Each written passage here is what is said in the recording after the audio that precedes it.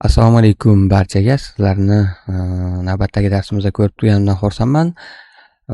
Bugungi darsda datetime modulini o'rganamiz. Ya'ni dasturlashda sana va vaqt bilan ishlash nima qilingan? Juda ham keng tarqalgan. Masalan, buyurtma vaqtini saqlash mumkin, foydalanuvchining yoshini hisoblab borish mumkin, deadline'ni belgilash mumkin. Hammasi mana shu Pythonda endi ko'pincha endi boshqa kutubxonalar ham bor, lekin bu Pythonning o'zini kutubxonasi bo'lgani uchun hammasi deyarli shu modul orqali nima qilinadi, bajariladi. Keling endi darsimizga o'tadigan bo'lsak. Endi datetime degan nom qo'yilgan. O'zi datetime nima uchun kerak deydigan bo'lsangiz, oddiy savol beramiz. Masalan, dasturda bugun qaysi kun deb savol berishingiz mumkin va bugungi kun qaysi kunligini qanday bilasiz? Yoki ushbu foydalanuvchi necha yoshda degan savolni berasiz va uni yoshini qanday hisoblab chiqasiz? To'g'rimi? Masalan, uni yoshini hisoblash kerak, misol sanani olish kerak bo'ladi. Mana bu narsalarda mana bu savollar uchun o'sha Pythonda bir yechim bor, ya'ni maxsus datetime moduli bor. U sana va vaqt bilan ishlashda barcha vositalarni beradi. Mana shuning uchun ham Pythonni hamma yaxshi ko'radi. Ya'ni modullar hamma narsani biz uchun tayyor qilib bergan Python. Boshqa dasturlash tillaridan farqli o'laroq. Endi qayerda ishlatiladi? Ko'proq elektron, masalan, savdolarda buyurtma qilingan vaqtni, yetkazib berish muddatini, misol sotib olingan sanadan boshlab misol uchun yetib kelguncha bo'lgan vaqtlarda hisoblash kerak bo'ladi. To'g'rimi? Shunga o'xshagan narsalar yoki misol saytimizga foydalanuvchi qachon a'zo bo'lgan, masalan, 1 yil bo'lgan bo'lsa, unga chegirmalar berishimiz mumkin, to'g'rimi? Ijtimoiy tarmoqlarda, masalan, Telegramda ko'radigan bo'lsangiz, falon soatda yozilgan xabar deydi yoki foydalanuvchi masalan 3 soat oldin kirgan, 4 soat oldin kirgan, mana shunaqangi nisbiy vaqtlarda beriladi. Yoki masalan tibbiyotda oladigan bo'lsak, bemorlar yoshini kiritilishi mumkin tizimga, dorini qabul qilish grafigi, ya'ni bu narsalar hammasini nima qilishda, kiritishda albatta vaqt va sana kerak bo'ladi. Masalan, bank ishlarida masalan to'lov sanasi, muddatlarda hisoblash va hokazo ayniqsa bankda juda ko'p ishlatiladi.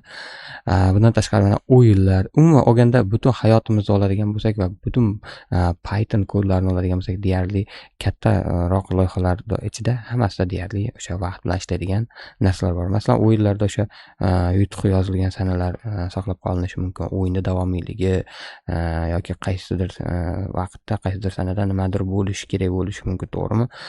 Mana bu narsalarning hammasiga datetime kutubxonasi kerak bo'ladi. Endi datetime modulini tarkibini ko'rib chiqadigan bo'lsak, datetime moduli bir nechta sinflardan, ya'ni bir nechta klasslardan ya'ni bo'limlardan tashkil topgan, ularni o'z ichiga oladi. Masalan, ya'ni klass deganda o'sha siz bilan o'tganimiz avvalgi darslarimizda obyektlar yaratish uchun shablon hisoblanadi.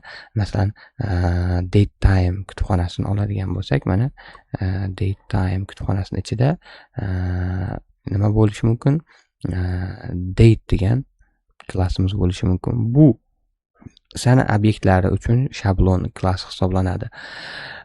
Endi bizda asosan nimalar bor? Datetime ichida, mana datetime kutubxonasi deyotgan ekanmiz.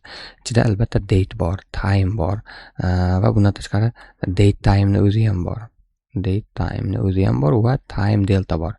Eng ko'p ishlatadiganlarimiz mana shular. Ya'ni datetime kutubxonasining ichida asosiy 4 ta modul mana shu 4 talasi. Ya'ni sanaga oid bo'lgan narsalar, vaqtga oid bo'lgan, sana va vaqtga oid bo'lgan va vaqt oraliqlari. Misol uchun O'zbekistonda soat hozir aytaylik 5 bo'lgan bo'lsa, Amerikada misol uchun 7 bo'lgan bo'lishi, misol uchun aytyapman. Dunyoning boshqa burchagida esa vaqt umuman boshqacha bo'lishi mumkin. Ya'ni vaqt joyga qarab turib, masofaga qarab turib farqlanadi. Ya'ni vaqt time zonalari bo'ladi. Mana bu narsalarni farqlarni o'lchash uchun time delta kerak bo'ladi. Ya'ni vaqt farqi bir zona bilan, ya'ni bir hudud bilan ikkinchi hududda o'rtasidagi vaqt farqi, masalan 5 kun 3 soat bo'lishi mumkin, to'g'rimi? Datetime mana date faqat sana bilan ishlashga yordam beradi. Mana misol uchun date oladigan bo'lsak, mana 2024-yil 3-oy 15-kun. time bo'lsa nima qilib beradi bizga? Soat, daqiqa, millisekundlargacha, mana misol uchun. Endi date time bo'ladigan bo'lsa, date time deylik. Date time bo'ladigan bo'lsa, ikkalovi bilan birgalikda, ya'ni to'liq sana va aynan o'sha vaqtlargacha. Va endi time delta bo'ladigan bo'lsa, bu 5 kun 3 soat masalan farq. Mana buni ko'rsatishga yordam beradi. Endi modulni chaqirayotganimizda import date time deb chaqiramiz. Bu birinchi usul. Bunda mana bu narsalarda hammasi, ya'ni date time, time delta hammasi chaqiriladi va date timedan keyin aynan qaysi birini ishlatishimizni ko'rsatib yozishimiz kerak. Bu demak import qilishda birinchi usul hisoblanadi. Lekin ikkinchi usul bor, eng yaxshi usul, ya'ni kerakli qismini o'zini chaqirib olamiz. Masalan, from date time deymizda, bizga masalan import qilishimiz kerak bo'lsa, masalan faqat date o'zi kerak bo'lishi mumkin, yoki misol uchun time yoki bo'lmasam date time. Endi men hammasini yozib qo'yapman, chunki hammasini darsimiz davomida nima qilamiz? Ishlatamiz. Biz asosan mana shu ikkinchi usulni ishlatamiz, kodni qisqartirishga yordam bergani uchun ham desak, kamroq joy egallashi uchun. Endi date klassi, mana bu date klassiga to'xtaladigan bo'lsak, birinchi bo'lib nima qilib beradi dedik? Faqat sana bilan, ya'ni date degani o'zi o'zbek tiliga sana deb tarjima qilinadi. O'sha sana bilan yil, oy, kun, mana yil, oy va kun bilan ishlashga yordam beradi. Endi yil degani ingliz tilida year degani, oy degani months degani va kun degani bo'lsa day degani hisoblanadi. Demak, yil, oy, kun ma'lumotlarini saqlaydi. Vaqt, soat, masalan, vaqtga oid bo'lgan, ya'ni soat va minutlar nima? Yo'q. Endi sana hosil qilishimiz kerak bo'ladi. Masalan, date bilan hosil qilamiz. Masalan, year, months, ya'ni yil, oy va kun yordamida nima qilamiz? Sana hosil qilamiz. Xo'p, buning uchun date time kutubxonasidan date ni chaqirib olgan bo'lishimiz kerak. Mana bular shart emas, lekin endi keyinchalik ishlatamiz deb bularni ham import qilib qo'ydik. Xo'p, date bu yil, oy, kunni o'zini ichiga olar ekan va sana obyektini bizga hosil qilib berar ekan. Obyekt bu ma'lumot va funksiyalarni o'zini ichida nima qiladi? Birlashtirgan narsa. Endi birorta sana yaratib ko'raylik. Masalan, O'zbekistonning mustaqillik kuni. Mustaqillik kuni sanasi date deymiz, ya'ni sana deymiz. Sana 1991-yil, ya'ni sentyabr 9-oy bo'lsa, birinchi kun nima? Mustaqillik hisoblanadi. Ya'ni 1991-yil 9-oy, ya'ni sentyabr va 15-kun. 15 deyman. 11-kun. Xo'p. Endi buni endi biz print yordamida nima qilishimiz mumkin? Ekranga chiqarib ko'rishimiz mumkin va print qilaman deyman, Python deyman va main.py. Juda ham ko'p adashyapman. Mana xalqaro standart formatida, ya'ni chiqarib beradi. ISO deyiladi buni. ISO bu International Standards Organization degani, ya'ni xalqaro standartlar organizatsiyasi, ya'ni tashkiloti. Mana shu xalqaro standartlar tashkiloti belgilab bergan ko'rinish bu chiziqcha bilan ajratilishi kerak. Birinchi yil kelish kerak, ikkinchi nima kelish kerak? Oy kelish kerak, uchinchi kun kelish kerak. Bu xalqaro standart. Ya'ni mana shu ko'rinishda yozsangiz, umuman nafaqat dasturlashda, balki boshqa hayotda ham shu ko'rinishda yozsangiz ham sizni hamma tushunadi, chet elda ham. Xo'p, endi print qilib ko'raylik. Type'ini, mustaqillik kunini. Ekranga chiqaradigan bo'lsak, mana klassimiz date time date mana. ya'ni datetime ichidagi date klassiga tegishli ekanligini ko'rsatib turibdi. Va ana endi sanani alohida qismlariga kirishimiz ham mumkin. Buni attribute derdik, esingizda bo'lsa, OOP darslaridan aynan xususiyatlariga kirishimiz mumkin. Ya'ni bu o'zgaruvchilar edi, klassni o'zgaruvchilari. Klassni o'zgaruvchilarini biz nima derdik? Attribute derdik. Masalan, print deyman, mustaqillik kunini ichidagi year, ya'ni yilni olib chiq deyman, yoki bo'lmasam month, oyni olib chiq deyman, yoki day, kunni olib chiq deyman. Va ekranga chiqadigan bo'lsak, mana alohida 1991-yil 9-oy 1-kun bo'lib nima qilyapti? Chiqib kelyapti. Endi bugungi sanaga to'xtalaylik. Bugungi sanani nima bilan hosil qilamiz? O'sha date klassning ichida today degan metod bor. Metodi bu endi funksiya deylik. Funksiyani, klass ichidagi funksiyani metod derdik, to'g'rimi? Xo'p, date time today bugungi sanani qaytarib beradi bizga.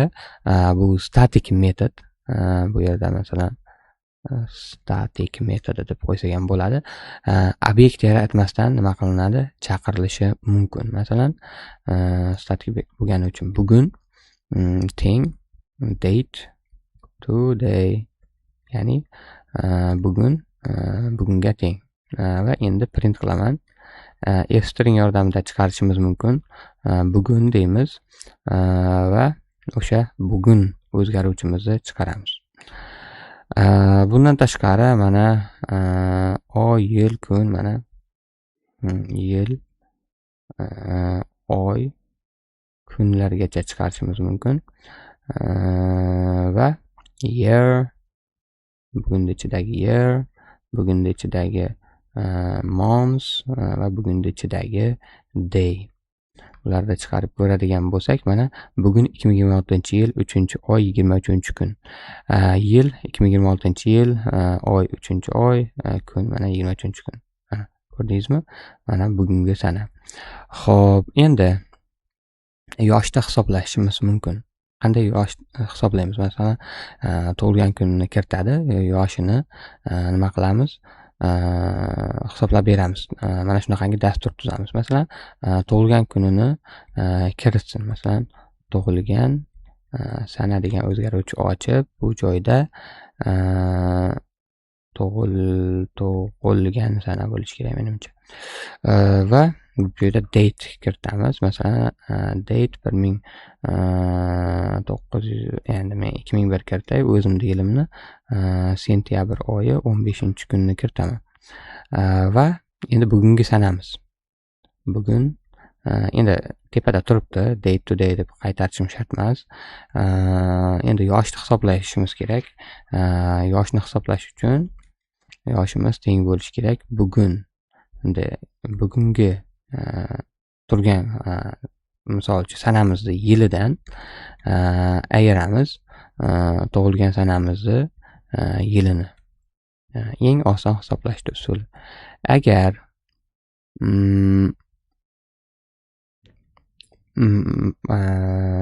bitta shu joyda mantiq yozamiz. Agar hali bu yil tug'ilgan kuni kelmagan bo'lsa, birga kamaytirishimiz kerak. Chunki hali tug'ilgan kuni kelmadi-da, masalan, 1 yoshga qo'shib hisoblab qo'yishi mumkin. Shuni oldini olish uchun. Agar qavs ochib olaman, chunki ichida murakkabroq narsa yozamiz. Masalan, bugungi turgan sanamizni oyi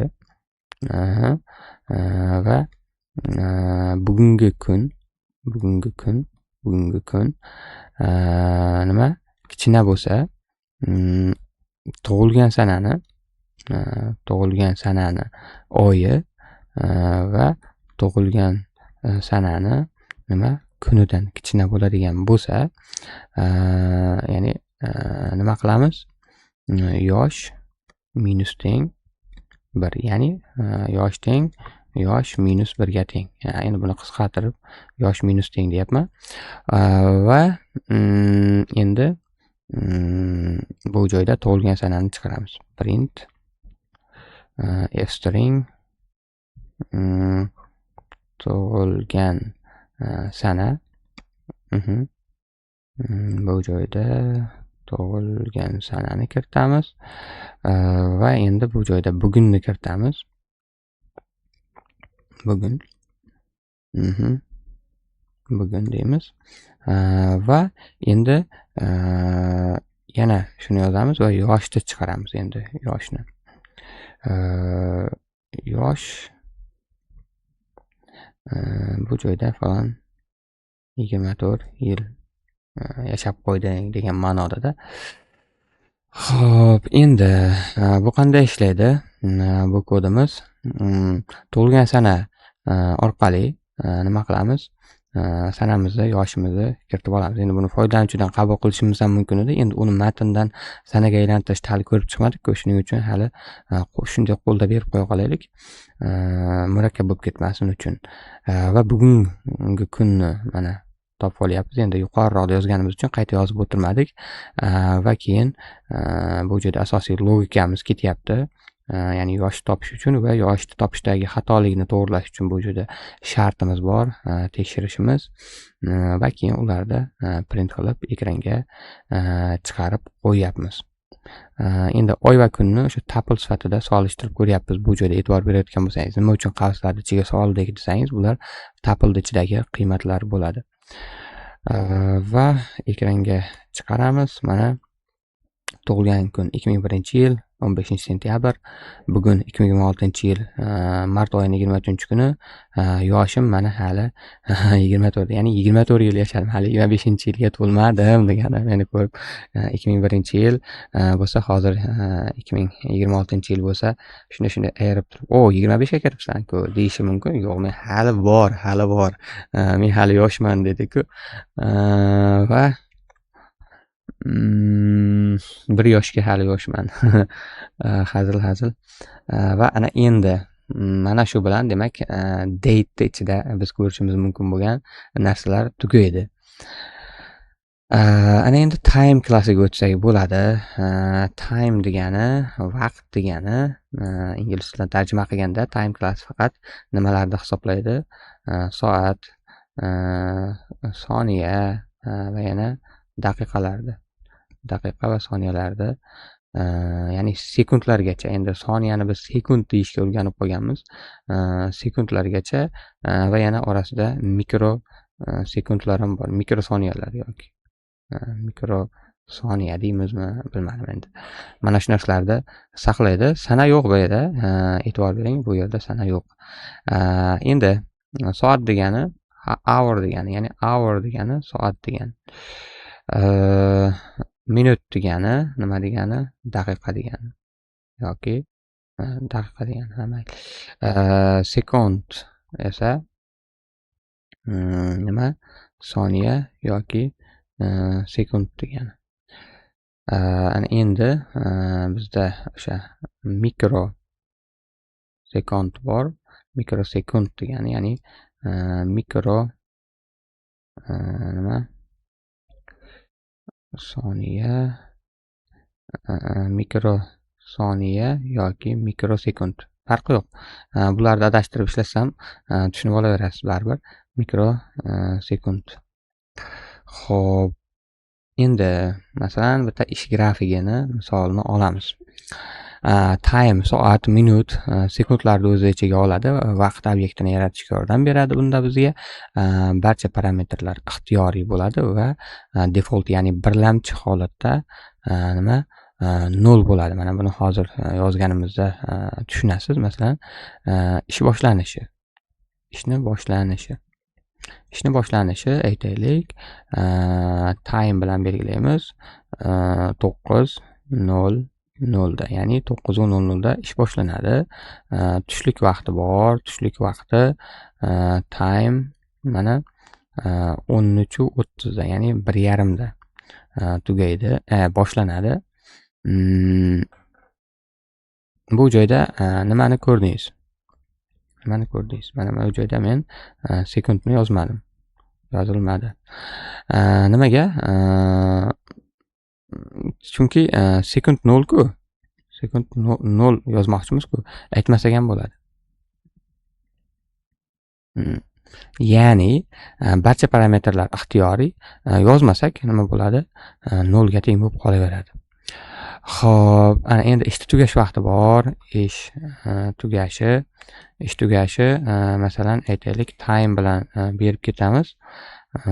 Ish tugash vaqti 18:00 gacha. 18:00 berib qo'yadigan bo'lsak, bu bizga nima qaytaradi? Masalan, birinchi holatimizda 9:00 da mana bizga mana bunaqangi vaqt qaytarib beradi. Buni pastga tushiraman vaqtinchalikka va bu joyda nima? Bu nima qaytaradi? Masalan, 13:30:00 qaytaradi bizga.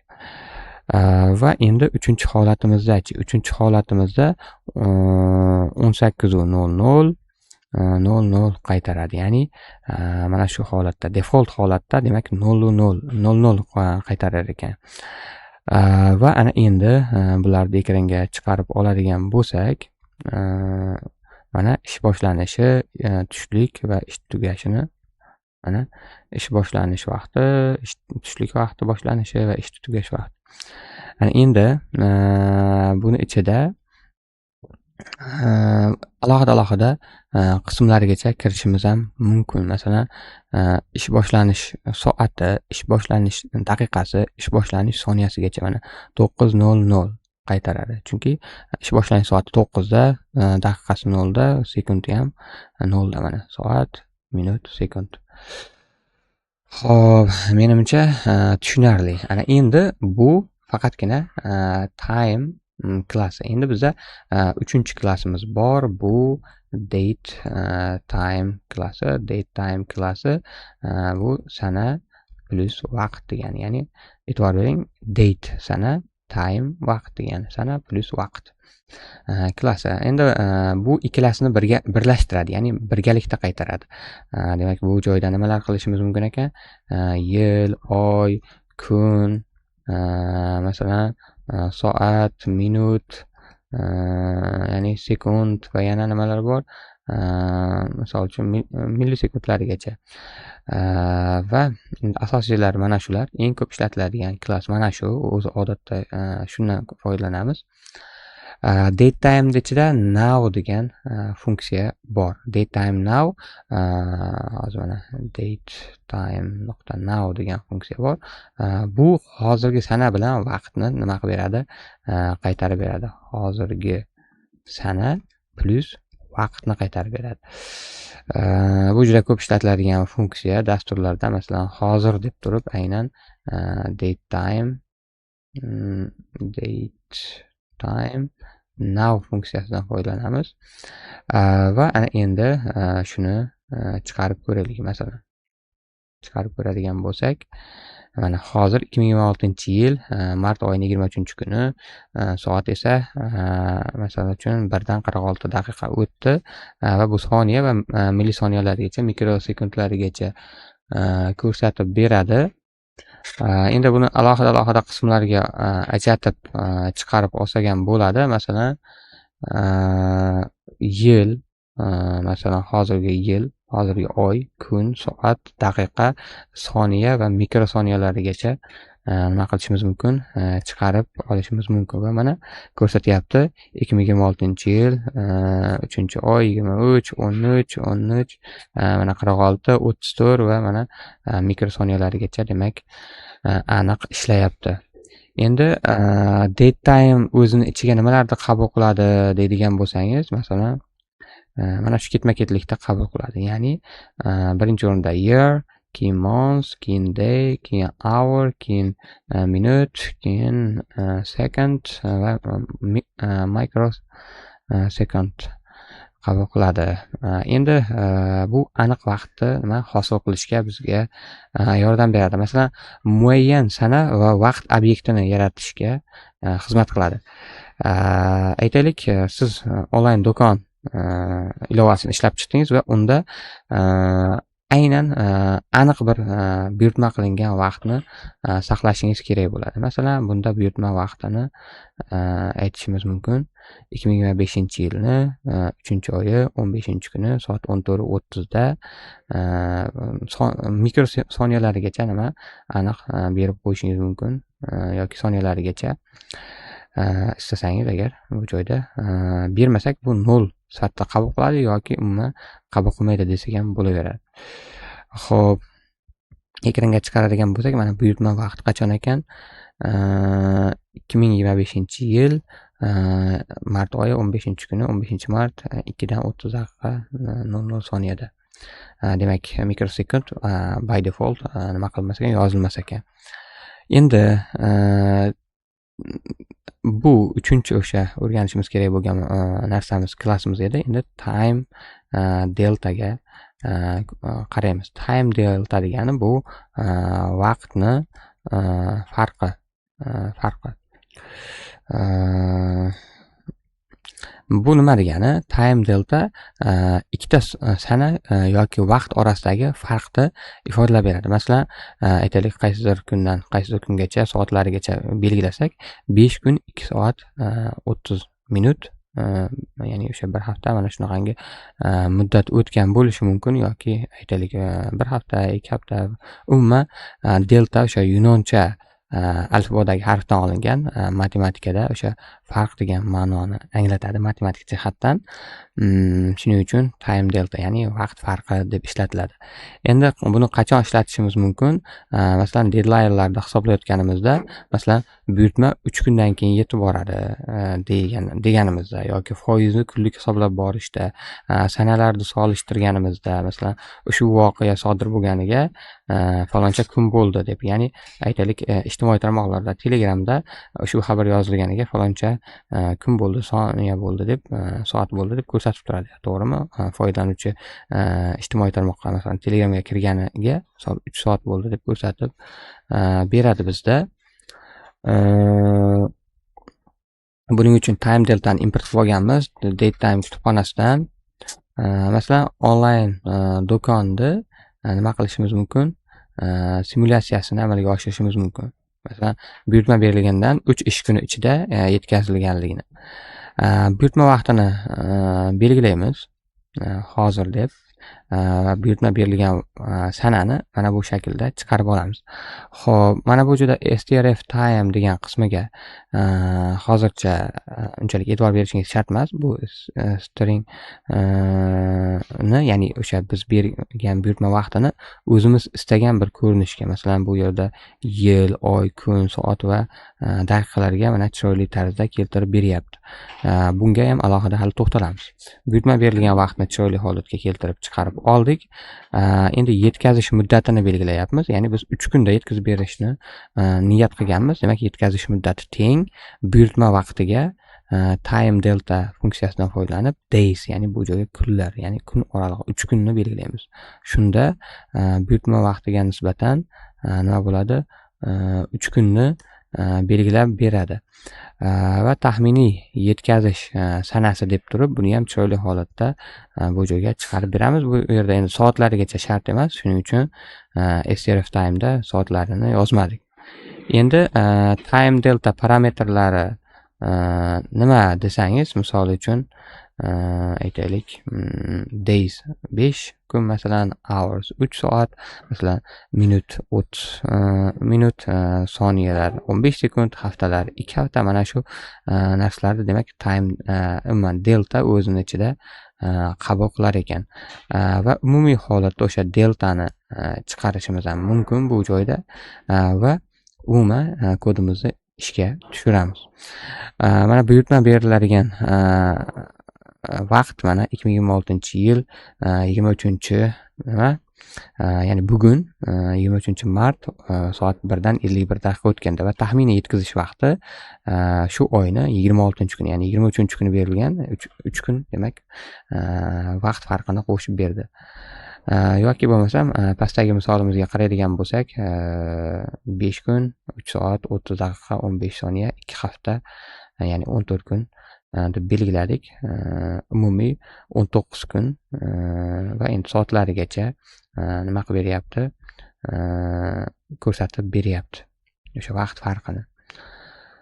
Menimcha bu tushunarli bo'ldi. Endi ikkita sana orasidagi farqni ham ko'rib chiqsak, masalan, ikkita sanani ayirsak, time delta obyekti hosil bo'ladi va nuqta days nimasi bilan, attributi bilan, xususiyati bilan necha kun o'tganini beradi. Masalan, ish boshlangan sana deb turib bitta o'zgaruvchi e'lon qiladigan bo'lsak va unga 2023-yil 15-yanvarda beradigan bo'lsak va bugunni hisoblaydigan bo'lsak va ana endi ikkalasini farqini ayirish orqali hisoblaydigan bo'lsak, bu joyda mana date time bilan date time klassi ayrilganda nima hosil bo'lyapti? Time delta klassi hosil bo'lyapti. Bu o'sha o'zini ichidagi dandar metodlar orqali ishlaydi. Mana endi ishda ishlangan kunlar va bu taxminan qancha yil bo'lishi bularni chiqarsak bo'ladi. Nimaga endi bu joyda ikkita slash ishlatdik? Chunki biz butun bo'lishni xohlaymiz. Ya'ni buni floor division deyiladi. Qoldiqlar qolmaydi. Ishda ishlangan kunlar mana 1163 kun o'sha belgilangan sanadan boshlab va bu taxminan o'sha 3 yil deb beryapti. Endi buni bermasak, mana 3 yil va mana shunday uzun qilib nima kasr son sifatida qaytarib beradi. Bizga u yog'i kerak emas. Xo'p. Endi mana hali to'xtalamiz dedik-ku strf time degan funksiyaga. strf time funksiyasini ko'rib chiqsak endi. strf time bu sanani chiroyli nima qilib beradi? Formatlashga yordam beradigan narsa, ya'ni funksiya hisoblanadi. Endi strf time ni ko'rib chiqaylik. Bu nima degani? strf degani, strf time degani o'zi ingliz tilidagi string format time degan so'zlarning qisqartmasi hisoblanadi. Ya'ni strf time o'zidan keyin nima qabul qiladi? Nuqta strf time va bu o'zini ichida formatlash uchun o'zini maxsus belgilarini qabul qiladi. Ya'ni sana yoki vaqt obyektini o'zingiz istagan matn ko'rinishiga keltirib olishingiz mumkin. Bu qachon yordam beradi? Masalan, bu yerda ko'ryapsiz, days qaytaryapti yoki qayerlardadir, misol uchun week, ya'ni ingliz tilida qaytaryapti. Biz shularni nimaga aylantirib olishimiz mumkin? O'zbek tilidagi variantiga aylantirib olishimiz uchun kerak bo'lishi ham mumkin. Date time obyekti odatda masalan, hozir ko'rsataman, misol mana bu ko'rinishda qaytaradi, to'g'rimi? Ya'ni sana ISO formatida vaqtni ham mana shu shaklda chiqaradi. Lekin sizga u emas, balki string ko'rinishida xuddi shu vaqt mana bu ko'rinishda kerak bo'lishi mumkin. 15-mart 2025-yil soat 2:30 o'tganda. Mana bu ko'rinishda chiqarishingiz kerak bo'lsa, nima? Sizga strf time kerak bo'ladi. Shu ishni qilib beradi. Endi format kodlari bor, bularni o'rganib olish kerak bo'ladi. Masalan, hozir ko'rsatib beraman. Ko'p qatorli matn ichida mana kod foiz y, ya'ni y belgisi nima qiladi? To'liq yil 2025 masalan. Kichkina y bo'ladigan bo'lsa, qisqa yil, ya'ni 25 oxiridagi ikkita raqamni oladi. Month oy raqamini qaytaradi. Day kunni qaytaradi. D harfi katta harf bilan H, ya'ni hour degani ingliz tilida soatni qaytaradi, 24 soatlik. Agar buni I ga o'zgartiradigan bo'lsak, 12 soatlik vaqtni qaytaradi. M minutni qaytaradi, S sekundni qaytaradi, A haftani kuni to'liq, ya'ni misol uchun Saturday deb yozilgan o'sha to'liq nomni qaytaradi ingliz tilidagi. A bo'lsa qisqartirilgan sat, mon, shunga o'xshagan qisqartirma variantini qaytaradi. Katta B harfi esa mana hammasi e'tibor bering, foiz belgisidan keyin qo'yilyapti. Oy nomini to'liq March, ya'ni ingliz tilida qaytaradi. Kichkina harf taqiladigan bo'lsak, qisqa Mar, Jan, shunga o'xshagan nomlarni qaytarib beradi. P bo'lsa, o'sha AM yoki PM, anno domini yo post nimadir degan anaqasi bor, ya'ni obeddan keyin yoki o'sha, ya'ni tushlik vaqtidan oldin yoki tushlik vaqtidan keyingi bo'lgan, ya'ni vaqtlarda qaytaradi. Bu kunni o'sha 24 soatlik emas 12 soatlikka vaqtga bo'lganimizda birinchi 12 soatlikmi ikkinchi 12 soatlikmi buni ko'rsatib turadigan qismi hisoblanadi. Ya'ni kunduzi yoki kechasi deb olsak ham bo'ladi, buni tushunsak bo'ladi. Endi turli formatlar bor. Masalan aytaylik, buni sinab ko'rish uchun mana aynan hozirgi vaqtni olamiz va uni yil, oy va ya'ni to'liq yil katta harf bilan to'liq yil, oy va kun ko'rinishida mana bu ketma-ketlikda chiqaramiz. Mana agar buni y harfini bu joydan kichkina harfga o'girib qo'ysak, mana 26:03:23 ya'ni qisqa shaklga o'tib qoladi. Bularni o'rnini bemalol almashtirishimiz, oralig'iga istalgancha belgilar, masalan bu joyga yulduzcha belgisini qo'ysam bo'ladi. Mana ko'rishingiz mumkin, yulduzcha bilan chiqib kelyapti. Xohlasam buni bo'sh katak sifatida qoldirishim mumkin. Masalan, ko'rishingiz mumkin istalgan holatda. STRF time bizga shu holatga keltirishga, demak, yordam berar ekan. String nima dedik? String format time, matnni formatlash uchun vaqt bo'yicha. Endi Yevropa formatida ham chiqarib ko'rishimiz mumkin shu sanani, ya'ni slash belgilari bilan. Mana bunda kun birinchi keladi, oy ikkinchi, yil esa keyin keladi. Va yana 15-mart 2025-yil deb yozishimiz mumkin. Faqat bu joyda e'tibor bering, 23-mart bo'lib qoldi, ya'ni ingliz tilida chiqib qoldi. Mana bu qismi yil chiqib turgan bo'lsa ham, chunki ingliz tilidagi iboralarni, so'zlarni oladi. Buni hozir ko'rib chiqamiz to'g'rilashda albatta. Faqat hozir ko'rsatib o'tay sizga. Mana to'liq soatni ko'rsatyapti, mana soat, minut va soniyalarni. Va bundan tashqari mana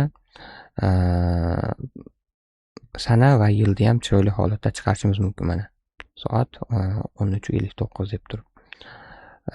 Yoki bo'lmasam aynan o'sha hozirgi vaqtimizni mana bu shaklda ham dushanba 23-mart 2026-yil mana shu holatda ham nima qilishimiz mumkin? Chiqarishimiz mumkin. Faqat bu joyda mana ko'rishingiz mumkin, oyni, hafta kunlari nomlari ingliz tilida chiqyapti. Bularni qanday qilib o'zbek tiliga o'tkazamiz? Bularni ham hozir ko'rib chiqamiz. Faqat endi nima qildik? Tushunib olaylik. Hozir deb turib date time now orqali hozirgi sanani aniq oldik, obyektni. Yil 2025 masalan aytaylik, oy 3-oy 15-kun, soat 14:30 bo'lishi mumkin minutlargacha aytsak. Va endi strf time bu format qatorini, mana bu qatorni o'qiydi va kerakli tarzda o'girib beradi. Masalan, foizdini 15 ga, slashlar o'z o'rnida qoladi. Masalan, months degani yil degani, katta harfda y to'liq yil va shu ko'rinishda oddiy string matn ko'rinishiga qaytarib beradi. Demak, bu misollarda ko'rib chiqdikki, bu mana bu jadvalda demak to'liq ko'chirib yoki yodlab olishingiz mumkin yoki eslab ko'p ishlaganingiz sari balki bu narsalar sizning xotirangizda qolib ketadi. Endi bizda bitta savol tug'iladi. Masalan, 15-mart 2025-yil soat 14:30 deb ekranga chiqarmoqchiman. Buni qanday amalga oshiraman? Deyishingiz mumkin. Ya'ni o'zbekcha sanani chiqarmoqchisiz. Buni yo'li bor. Agar operatsion tizmingizni tilni ingliz tilidan o'zbek tiliga o'girsangiz, bu o'zbek tiliga o'giriladi, lekin tilga bog'liq bo'lib qoladi. Shuning uchun ko'pchilikda xato chiqishi mumkin. Shuni oldini olish uchun ilovada biz o'zimiz tilni tanlab olishimiz mumkin va o'sha tilga qarab turib berishimiz mumkin bo'ladi. Nima deydi? Qiymatlarimizni. Bunda strf time'ni raqamlar uchun ishlatamiz va oyni qo'lda o'zimiz kiritib chiqishimiz kerak bo'ladi. Masalan, bitta sanani olaylik. Masalan, 2025-yil 15-mart 2:30 o'tganda. Endi oylarni o'zimiz e'lon qilib olishimiz kerak bo'ladi. Mana oylar. Buni nima dictionary ichida yozyapman. 1 yanvarga, 2 fevralga, 3 martga, 4 oy ya'ni aprel, 5 oy may, iyun, iyul, avgust, sentyabr, oktyabr, noyabr, dekabr. 12 ta oyimizni nima dedik? O'zini nimalariga biriktirib oldik? Qiymatlariga biriktirib oldik, raqamlarga. Endi natijani e'lon qilamiz. Natijamiz shunday bo'ladiki, mana f-string yordamida now day bugungi kun oylarni ichidan hozirgi oyni raqamini qaytaradi. Biz esa uni oylarni ichidan o'sha sonni, o'shaninchi elementni chiqarib olyapmiz va hozirgi yil deb yozyapmiz. Soatni strf time bilan mana bu ko'rinishda chiroyli holatga keltiryapmiz va endi shu natija degan o'zgaruvchiga biriktirib, endi u natijani chiqarsak, mana 15-mart 2025-yil soat 14:30 chiqib kelyapti. Ko'rishingiz mumkin. Ana endi nimaga to'liq toza strf time emas deyishingiz mumkin. Bunda esa mana misol uchun mana bu ko'rinishda yozishimiz mumkin edi deyishingiz ham mumkin. Masalan, print mana bu ko'rinishda bunda 15-mart bo'lib qoladi oyning nomi. Shuni oldini olish uchun, tizimga bog'lamasdan bilib olish uchun. Ya'ni o'sha mana bu joyda ishlatayotgan /foizli b nimaga tegishli bo'lib qolyapti? Tizimni tiliga tegishli bo'lib qolyapti. Ingliz tilida bo'lsa March, ruschada bo'lsa Mart, o'zbek tilida bo'lsa mavjud bo'lmasligi ham mumkin. Xatolik berishi ham mumkin bo'ladi. Xo'sh. Endi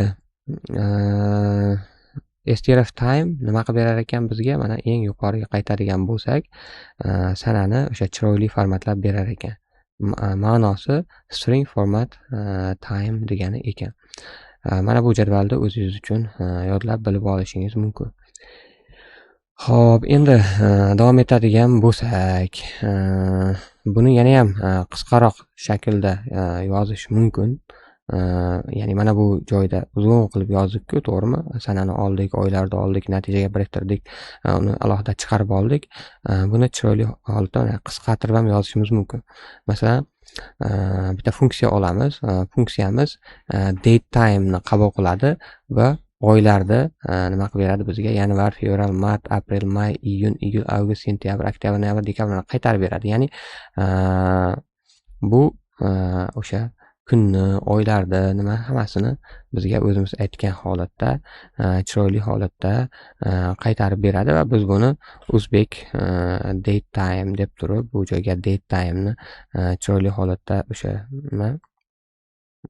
mana bu tayozda berib yuborishimiz mumkin. Va bu bizga buni qaytarib beradi. Qaytarib bergan qiymatni print ichida nima qilishimiz mumkin? Chiqarishimiz mumkin. Mana 15-mart, ya'ni qayta ishlatadigan bo'lsak, mana bu ko'rinishga keltirib olsak, yana ham qulay bo'ladi bizga. Buni balki return qilmasdan, balki print qiladigan qilib qo'yishimiz ham mumkin o'zini joyida. Bu joyda print ishlatishdan qutulardik. Biz doim print qilmaymiz, balki qiymatlar kerak bo'lib qoladi. O'shaning uchun return qildik. Endi to'liq o'zbekcha misolni ko'radigan bo'lsak, ya'ni to'liq qanday, ya'ni o'zbek sanasi va vaqti bilan oylari, haftalarigacha qanday buni amalga oshiramiz? Masalan, biz mana bu funksiyamiz o'rniga boshqa bitta funksiya ochaylik. Mana Uzbek date time full degan, ya'ni to'liq holatda o'zbekcha sana va vaqtni qaytaradi. Bu yerda nima qilishimiz mumkin? E'lon qilishimiz mumkin oylarda, masalan, va yana nima haftalarda,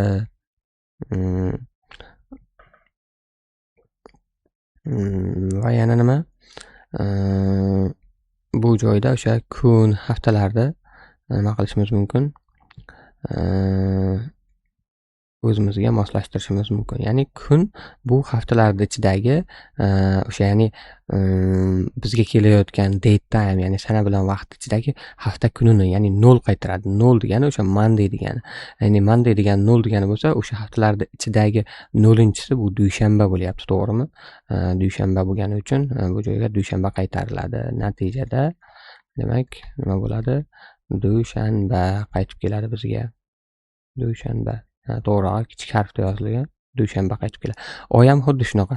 Kelayotgan vaqt va sanamizdan mana bu joydan oyni olamiz. Oy u raqamni qaytargani uchun oylar ichidan o'shaninchi indeksdagi elementimizda misol uchun birinchi oy degani uchun mana bu olinadi.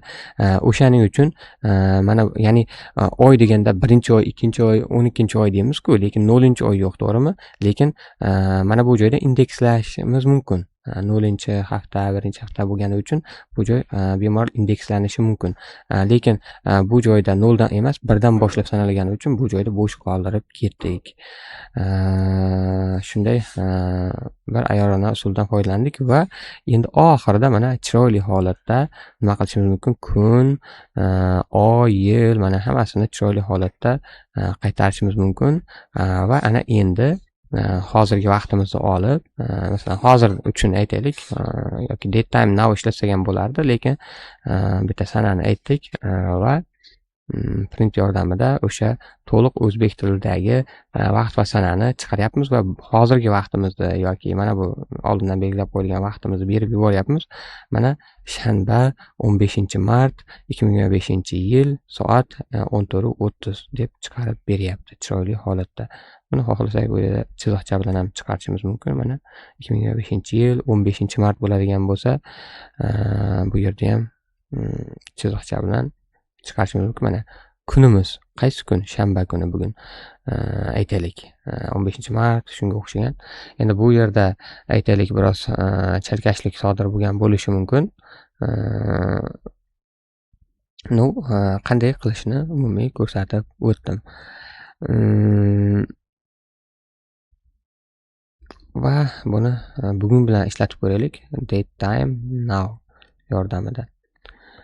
Mana bugun dushanba 23-mart 2026-yil soat 14 dan, ya'ni 2 dan 8 daqiqa o'tganda shu videoni shu qismida turibmiz ekan.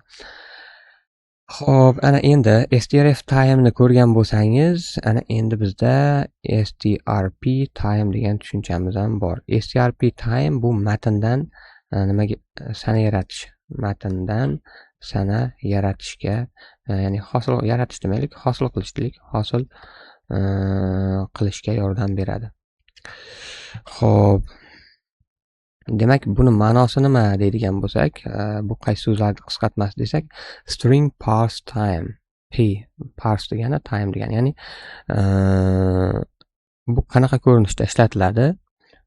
Masalan, odatda mana bu ko'rinishda ishlatiladi. Date time, strp time, matn va format beriladi bu joyda. Matnni o'sha biz aytgan formatga o'tkazib beradi. Ya'ni date time obyektiga aylantirib beradi. Bu strf time ni ayni teskarisi. Qachon ishlatamiz? Foydalanuvchi kiritgan sana matnini qayta ishlaganda, yuqoriroqda boshida bir misol keltirganimizda nima qilgandik? O'sha foydalanuvchini yoshini hisoblayotgan vaqtimizda masalan, tug'ilgan sanasini kiritganda mana qo'lda kiritayotgandik. Bu joyda inputdan foydalanishimiz mumkin edi, lekin inputimiz nima? String qaytarardi bizga, to'g'rimi? O'sha stringni date time formatiga o'tkazib olishimiz kerak bo'lardi. Buni keyinroq ko'ramiz degan edik. Mana o'sha vaqt ham mana keldi. Endi bu joyda nima qilamiz? Misol, foydalanuvchi kiritgan sana matnini qayta ishlaganda, date time ga o'tkazganda, fayl yoki bazadan ma'lumotlarni o'qiganda nima qilishimiz kerak bo'ladi? Date time ga, ya'ni Python tushunadigan date time obyektiga o'zgartirib olishimiz kerak bo'ladi, konvertatsiya qilishimiz kerak bo'ladi. Foydalanuvchi kiritgan sanani qanday qayta ishlaymiz? Masalan, foydalanuvchi kiritishi mumkin, kiritgan vaqti, input orqali kiritgan vaqti mana bunday ko'rinishda bo'lishi mumkin. Biz uni date time obyektiga aylantirib hisob-kitob qilib ko'raylik. Masalan, sana matni degan o'zgaruvchi ochaylik. Bu matn ko'rinishida, string ko'rinishida, type ham string. Endi strp time nima qilardi? Matnni qabul qilardi va format qabul qilardi.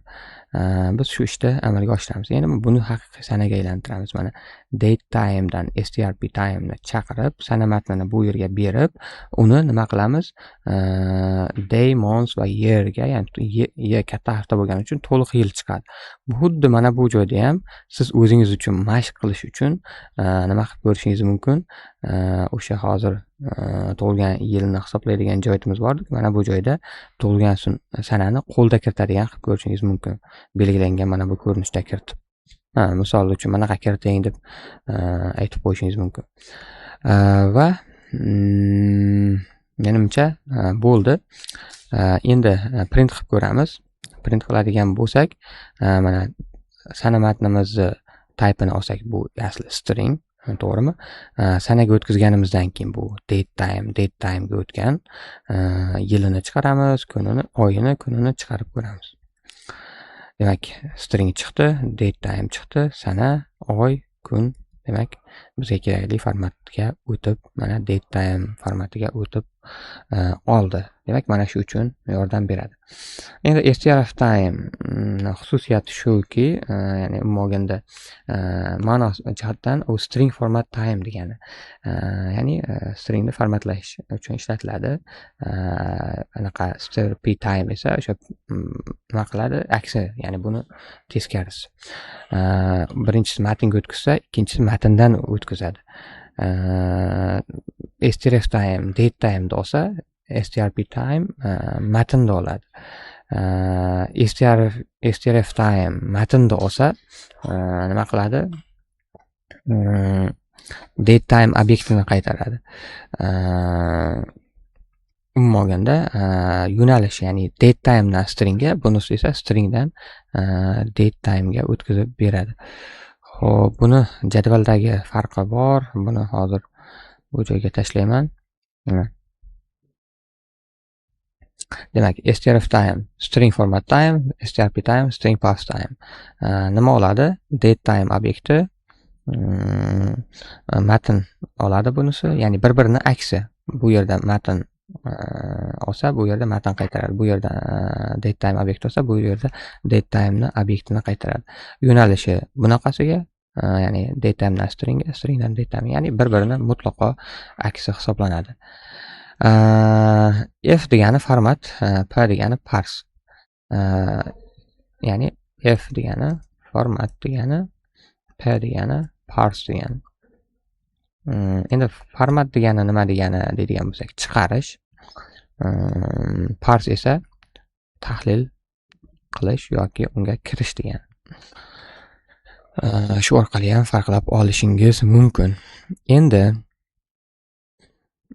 bizda yana bir tushuncha bor. Date time'da UTC now degan tushuncha va time zone tushunchalari bor. Bu hozir gaplashgan 4 ta narsamizdan tashqari va time zone, vaqt zonasi degan tushunchalar bor. Vaqt hududi. Bu nima? Bizda demak UTC degan tushuncha bizga yangilik bo'lyapti. UTC degani aslida coordinated universal time, ya'ni asli bularni o'rni almashib qolgan. Mana bu universal time of coordinated shunaqa bo'lish kerak, lekin inglizlar o'sha UTC deb qisqartirishgan. Capdan ko'ra. Xo'p, ya'ni o'zbek tiliga ma'nosi nima bo'ladi? O'zbekchada muvaffaqlashtirish uchun universal vaqt, ya'ni muvaffaqlashtirish universal vaqt, ya'ni bitta hudud bilan ikkinchi hududni muvaffaqlashtirish bo'yicha universal vaqt. Bu butun dunyodagi o'sha soatlar asoslanadigan standart hisoblanadi va O'zbekistonda UTC +5 ishlatiladi, ya'ni +5 vaqt zonasidan foydalaniladi. Bu Toshkent, O'zbekistonga to'g'ri keladi. Toshkent vaqti, ya'ni O'zbekistonda rasmiy vaqti, O'zbekistondagi o'sha poytaxt vaqti, ya'ni Toshkent vaqti hisoblanadi-ku, to'g'rimi? O'shanga qarab butun viloyatlarimiz to'g'rilaydi vaqtini, qancha farq qilishini. Bu standart vaqtimiz bo'lgani uchun bu O'zbekistonni UTC +5 vaqt zonasida joylashgani uchun hisoblanadi. Endi bizda time zone degan tushuncha bor, ya'ni vaqt zonasi degan tushuncha bor, yoki vaqt hududi degan tushuncha bor. O'sha bu nima degani deydigan bo'lsangiz, masalan, har xil davlatlarning soatlari UTC da bir-biridan qanchalik farq qilishini belgilaydigan narsa hisoblanadi. Endi boshiga qaytamiz. Time zone, date time, time zone, time delta, mana time zone ni ham import qilib oldik. Endi xalqaro dasturlarda vaqt zonasi muhim hisoblanadi. Masalan, Telegram serveri UTC vaqtida ishlaydi, lekin foydalanuvchiga mahalliy vaqtni ko'rsatish kerak bo'lib qoladi, to'g'rimi? Har kimda o'ziga yarasha vaqtini. Masalan, UTC vaqti date time now, time zone, UTC deb oladigan bo'lsak va uni ekranga strf time yordamida chiroyli qilib chiqarib oladigan bo'lsak, mana hozirgi UTC vaqti 2026-yil 3-20 va bizda hozir vaqt 9 dan 17 minut o'tdimi? Yo'q, balki 2 dan 17 minut o'tdi. Oraliq farqni ko'ryapsizmi? 3, 4, 5, 6, 7, 8, 9. Demak, qancha vaqt bor?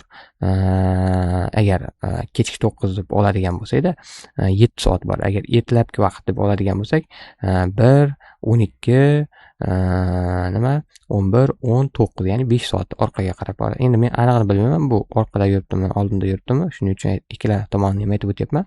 Endi O'zbekiston vaqti UTC +5 hisoblanadi. Masalan, time zone funksiyasiga time delta yordamida, ya'ni qancha farq qilishini, ya'ni 5 soat farq qilishini, ya'ni +5 degani mana bu ga nisbatan +5, ya'ni 5 soat oldinda, ya'ni oldinda ekan demak. Demak 9 bo'lgan bo'lsa, 10, 11, 12, 1, 2. Haqiqatan ham demak time zona aslida markazda bizdan 5 soat oldinda ekan. Demak, biz 5 soat keyin yuribmiz ekan o'sha vaqtda. Ya'ni 5 soat qo'shilar ekan. Va endi O'zbekistonda vaqti, masalan, date time now, O'zbekiston zone.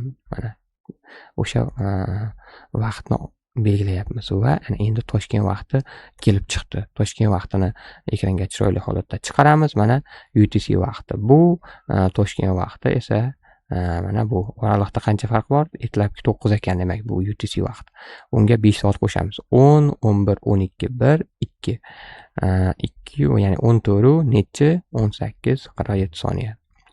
Soniyalarigacha, minutlarigacha bir xil, faqatgina nima soatida +5 soat farq bor. Shuning uchun ham bizni zonamiz UTC +5. UTC ga nisbatan 5 soat oldinda degani ekan.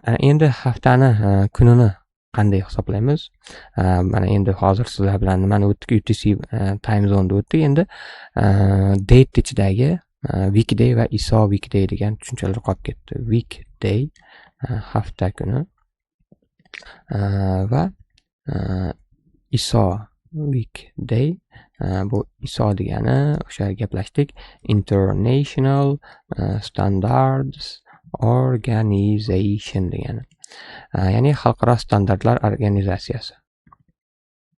Standartlar organizatsiyasi. O'sha xalqaro standartlar organizatsiyasi tomonidan belgilangan hafta kuni yoki bizdagi o'sha hafta kuni. Masalan, weekday nima qiladi? 0 dushanba degani dushanbadan 6 yakshanbagacha hisoblanadi. ISO weekdayda esa dushanba haftani, ya'ni bu yerda 1 dushanba bo'ladi, 7 dan 7 yakshanbagacha bo'ladi. Farqi mana shunda. Masalan, kun raqami, ya'ni bugungi kun raqami haftaning nechinchi kuni, masalan, weekday yordamida bilib olishimiz mumkin. Va endi kunlar degan o'zgaruvchi ochib, mana dushanba, seshanba, chorshanba, payshanba, juma, shanba, yakshanba deb turib belgilab, o'sha kunlar, mana bu kunlarimiz ichidagi aynan kun raqamini beradigan bo'lsak, o'sha o'zbekcha nomi kelib chiqadi. Mana bugun nima? Dushanba ekan. To'g'ri ko'rsatyapti. Endi haftani oxirini tekshirish. Masalan, ba'zida kerak bo'lib qoladi-da, aytishimiz mumkin, if ya'ni bugun weekday, ya'ni haftani kuni, bugungi haftani kuni 5 dan katta yoki teng bo'ladigan bo'lsa, ya'ni 5-kunga nisbatan teng bo'ladigan bo'lsa, bu 0 dan 6 gachamidi, demak 5 shanba bo'ladi. Ya'ni shanbadan oldin bo'ladigan bo'lsa yoki shanbaga teng bo'lib qoladigan bo'lsa, demak nima bo'ladi? Yo'q, oldin deyman. 5 ga teng yoki 5 dan katta bo'lsa, ya'ni shanba yoki shanbadan katta, ya'ni o'zi 6 bor xolos, undan kattasi, to'g'rimi? Ya'ni 6 yakshanbaga to'g'ri keladi. Demak, bugun dam olish kuni bo'ladi. Yoki eslatma shaklida 5 shanba, 6 yakshanba, mana 5 shanba, 6 yakshanba ekanligini ko'rsatib qo'ysak bo'ladi. Aksincha bo'ladigan bo'lsa, xo'sh, bu yerga yozib, mana bugun ish kuni deb aytishimiz mumkin bo'ladi. Mana bugun demak ish kuni, dushanba. Hop, kecha esa dam olish kuni edi. Endi kattaroq bitta amaliy misol ko'ramiz. Bunda nima qilamiz? Kinoni bron qilish tizimini ko'rib chiqaylik. Kino bron qilish tizimi. Bunda foydalanuvchi kino seans vaqtini tanlaydi, dastur bronni tasdiqlaydi va ma'lumotlarni ekranga nima qilib beradi? Chiqarib beradi. Masalan, bron qilishimiz uchun film nomi, seans vaqtini, matni va joy soni kerak bo'ladi. Kino seansiga joy bron qilish funksiyasi hisoblanadi bu va film nomi demak buni ya'ni biz qabul qilayotgan parametrlarimiz mana bu joyda mana bu shaklda bo'lgani yaxshi. Mana bu joyga ikkitadan slash belgisi qo'yilarmidi adashmasam? Yo'q, uzr. Noto'g'ri ketdi. Mana bunday bo'lishi kerak. Mana demak, film nomi string qabul qilamiz, ya'ni filmning nomi keladi. Seans vaqti matni degani mana bunday string formatida keladi. Joy soni esa mana int formatida nechta joy kerakligi keladi. Xo'p, endi matndan datetime obyektiga aylantirishimiz kerak bo'ladi. Ya'ni seans vaqtini strp time yordamida, ya'ni nima qilib olishimiz kerak bo'ladi? Ya'ni sana vaqtini matnni olib, uni biz o'zimiz datetime obyektiga aylantirishimiz kerak bo'ladi. Va hozirgi vaqtni topib olishimiz kerak, doim kerak bo'ladi va tekshiramiz. Seans o'tib ketmaganmi? Ya'ni eski sanani, ya'ni bugun emas, bugun yoki bugun bo'lsa ham hozirgi vaqtdan oldin ya'ni o'tmishdagi vaqtni bermayapmiz. Seans vaqti hozirdan oldin bo'ladigan bo'lsa, demak nima? Seans vaqti o'tib ketgan bo'ladi va dasturdan chiqib ketadi return yordamida. Returnni o'zini yozsak, demak dasturdan nima qiladi? Chiqarib yuboradi. Seansga qancha vaqt qolganligini hisoblaymiz, vaqt farqini, qolgan vaqtni, qolgan minutlarigacha. Mana demak, seans vaqtidan hozirgi vaqt ayiradigan bo'lsak, vaqt farqi kelib chiqadi, time delta qaytaradi.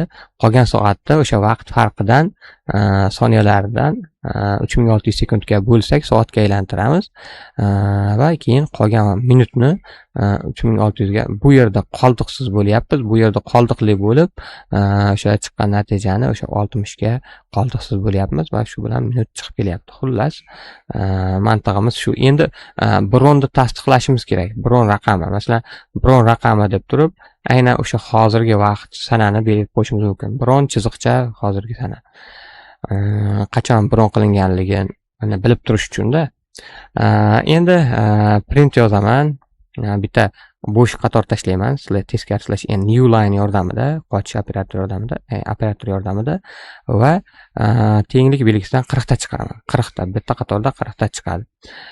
Va biz aytamiz, bron tasdiqlandi deb aytamiz va yana 40 ta bo'sh katak ya'ni tenglik belgisi chiqaramiz. Bu chiroyliroq chiqishi uchun bizda endi filmni nomi bo'ladi. Bundan tashqari seans vaqti bo'ladi bizda va yana nimalar bo'ladi? Seansi sanasi, endi sana bilan birga vaqt ham bo'lishi kerak. Men bularni oldindan tayyorlab olganim uchun yozib chiqaman. Joylar soni nechtaligi, seansga qadar qancha soat va qancha minut qolganligi va bron raqami, ya'ni chipta raqami chiqaramiz va yana bu qatorda yana tenglik belgisi bilan 40 tasi bilan yopamiz. Chiroyli chiqishi uchun albatta. Ana endi biz bron qilamiz. Bronni sinab ko'rishimiz kerak. Bu funksiyamiz tayyor, endi to'liq tayyor. Endi uni ishlatamiz.